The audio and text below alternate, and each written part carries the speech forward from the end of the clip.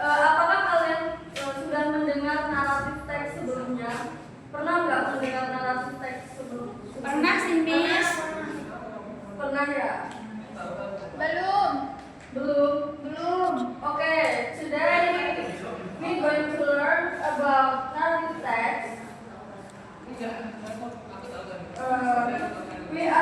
We will do identifying, analyzing, composing, and presenting short narrative text. Okay, move to next slide.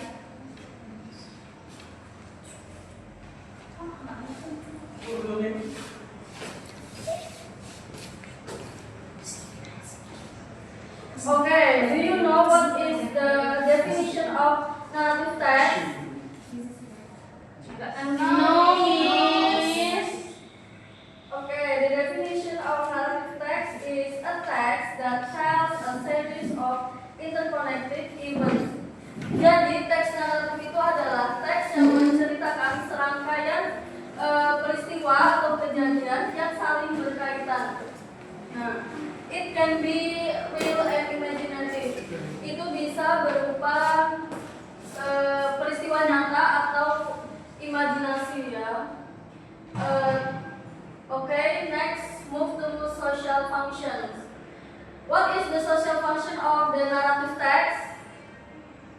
To entertain. Okay, good. The social function of the narrative text is the first to deal with actual or vicarious experience, and the second to entertain, and the last one is to amuse.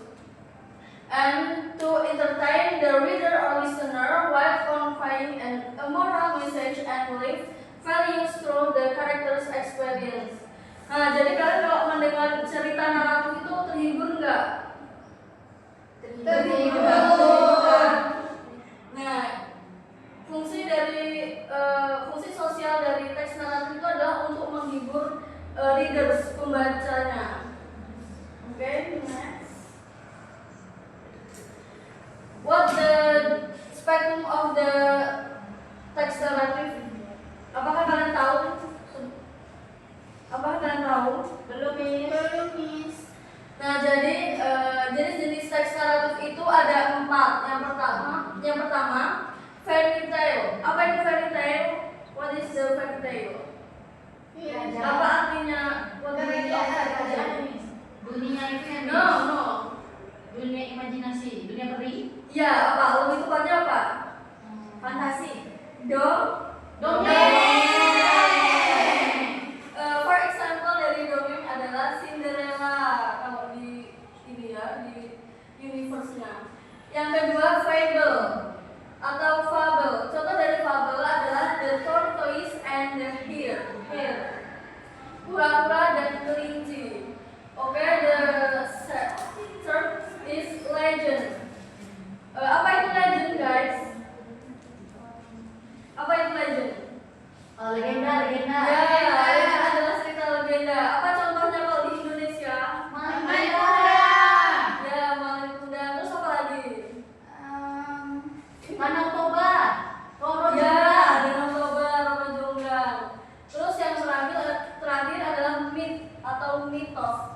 Contohnya mythology and folklore, yaitu mitos atau cerita rakyat. Ada nggak di Indonesia cerita mitos? Kira-kira? Banyak, Miss. Banyak ya? Oke, next.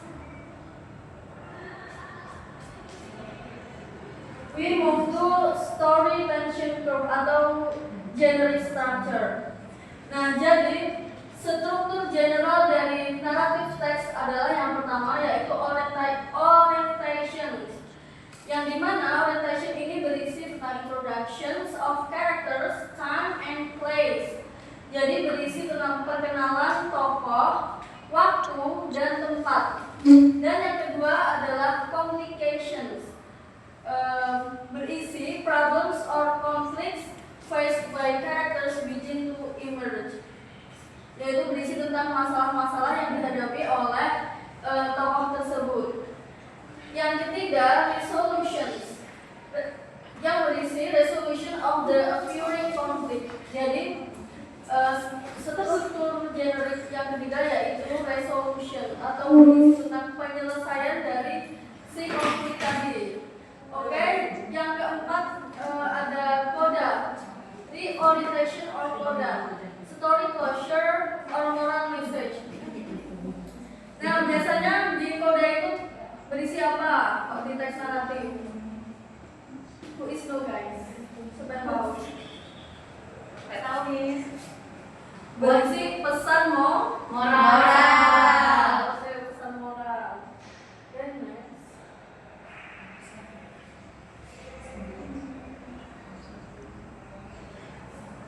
The next is language features, ya, atau fitur kebahasaan di dalam teks naratif. Jadi divide into two groups. The first group is action and flow atau aksi. Nah, ini fitur kebahasaannya menggunakan past tense, especially simple past and past continuous. For example, walk was running. And the second is action verbs or action. For example, walk, kill, ran, jump. And the last one is time connective. For example, once upon a time, after that, finally, and suddenly. Okay, the second group is subject and setting atau penokohan dan latar. Jadi di penokohan ini yang pertama ada spesifik partisipan. For example, the king, the little mermaid, and etc. And the second is pronouns. Jadi di dalam naratif teks itu menggunakan pronouns atau kata ganti. Nah, lebih especially personal pronouns. For example, he, she, they, it. And the last one is adjective. Descriptive adjective. Jadi di naratif teks itu menggunakan kata sifat, deskripsi kata sifat. For example, beautiful, brave, and dark forest.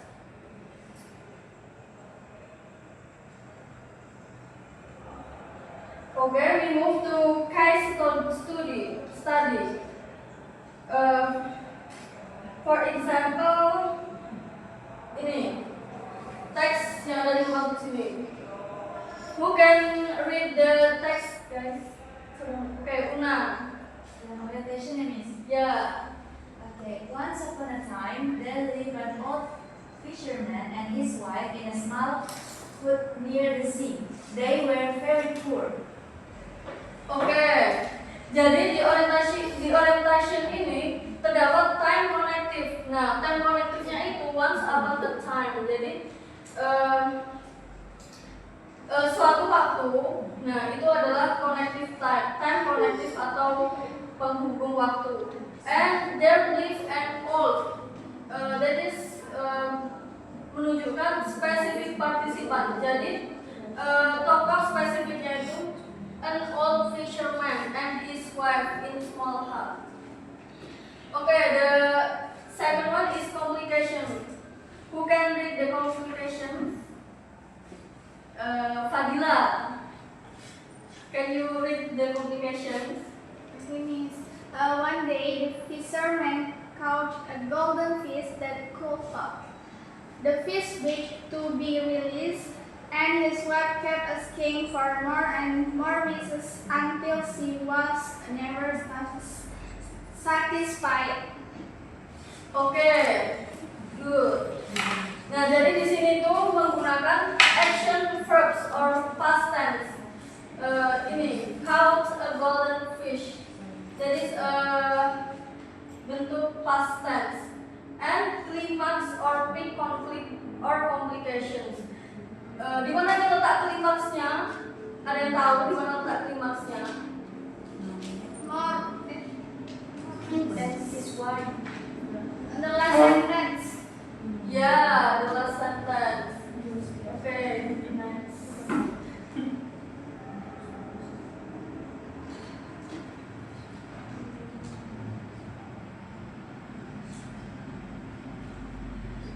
the next is resolutions. Who can read the resolutions? Natasha, can you read the resolution? The resolution, because of her death, the golden fish took back everything it had given. The old couple returned to their poor life as before. Okay. So the resolution is because of her greed, the golden fish took back everything it had given. The old couple returned to their poor life as before. Jadi di resolusi ini menunjukkan adanya penyelesaian masalah, dan biasanya setelah itu terdapat pesan moral yang bisa kita ambil dari sebuah kejadian atau cerita tersebut. Okay, so far, do you any questions of this material? Miss. Okay. If there are no questions, I will give you assignment, which is to writing a narrative text to be submitted next week. Okay. Maybe that is our material for today. Thank you for coming in the class. I close. Wassalamualaikum